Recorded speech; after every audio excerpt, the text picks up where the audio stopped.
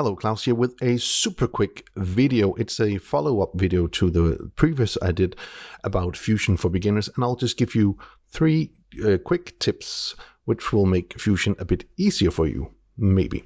So the first thing is I have the same thing as last time, the abduction of a cow. So one thing we could do in this layer thing, we'll go to Fusion. And if you saw my last video, you would know that there were a blur on the effect. And one thing you can do with all of the effects is that if you are in the inspector with your effect selected, you can then turn on and off your effect if you want to see how it looks without. So that is a way to toggle off the effects on and off pretty fast. Let's go to the next tip. Instead of going back to the edit page to go to our next clip, we can simply push the clips. And here we have them. So by clicking here, I'll go to my next composition. I'll push that down. So one thing you could do as well is adding motion blur. So now I have my blur on here. I'll take off my blur again.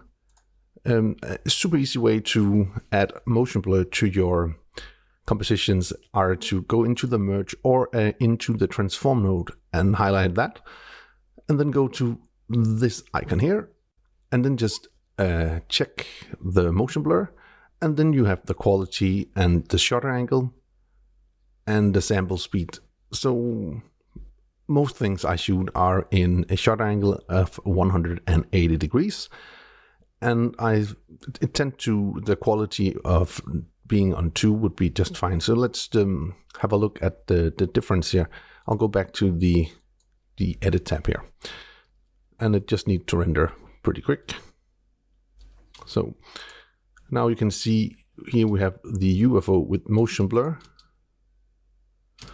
And if we go to the other one, it doesn't have motion blur. So you can see it's a bit more staggery and it's more jumpy. There we go.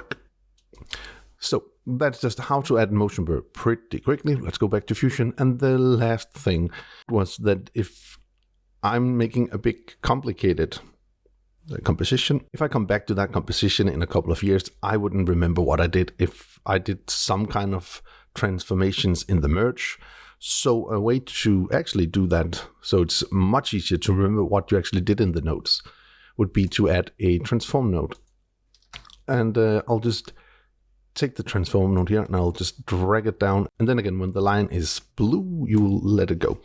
And that just means that I can do all my transforms in here. So if I'm on the transform node and I'm on the UFO layer, I can do the exact same things as I did before. Make it bigger, smaller, move it around.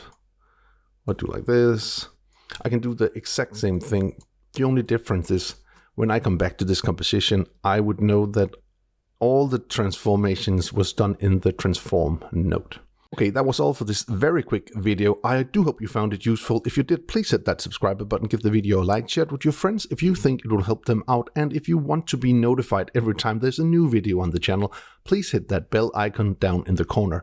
Until next time, keep learning, keep filming, and keep sharing.